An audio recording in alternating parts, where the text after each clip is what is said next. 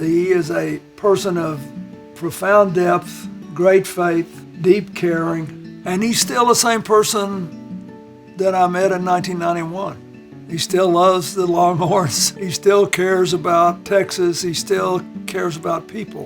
In thick and thin, Paul Begala never walks away from you. He is a great, great friend. And when he cares about you, he cares about you.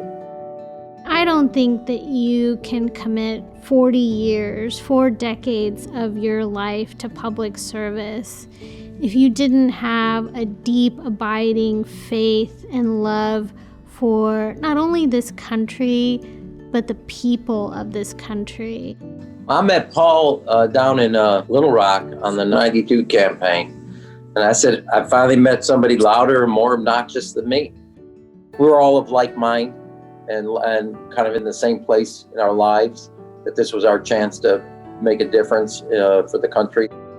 He always knew, how to frame things, how to put things into perspective, how to make people laugh about a serious issue, but take it seriously. Begala was great at that. He had a feel for that.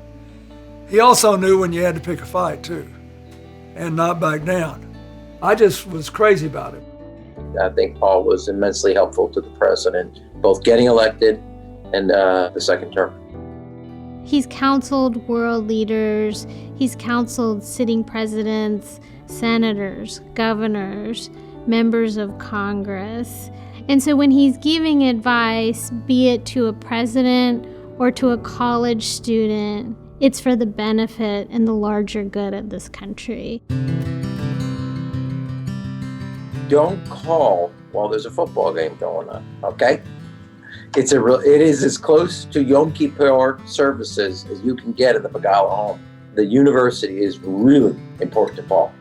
Paul and Diane bleed so much burnt orange that they bought 2 Longhorns for their farm and named them Vince Young and Earl Campbell. Always remember that the eyes of Texas are upon you.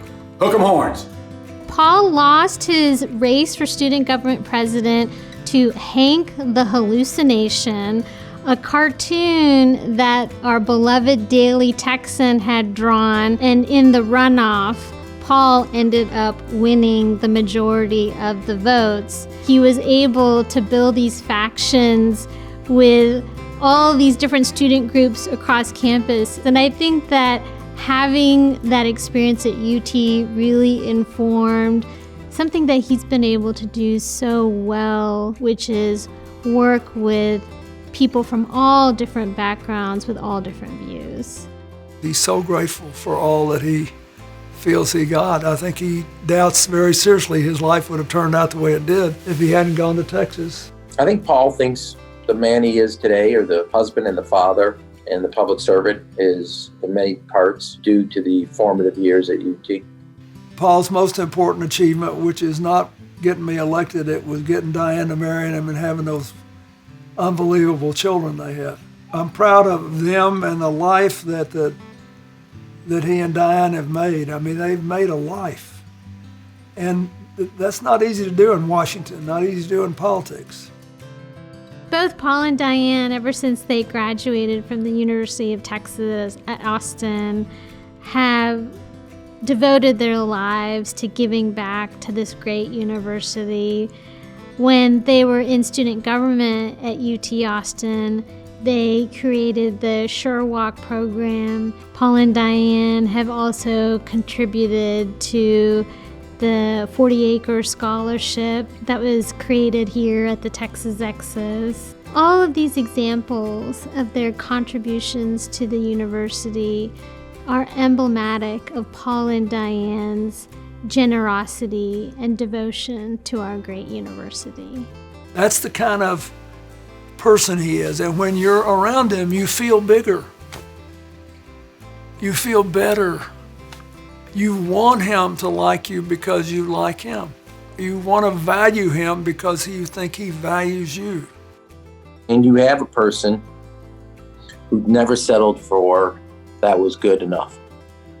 Greatness is what he strove for, and he never has given up on the battle for equity, fairness, and inclusion. If you got your ears open, your eyes open, and your heart open, you'll have a happier, more meaningful life, and you'll understand why those of us who love Paul Begala love him so much.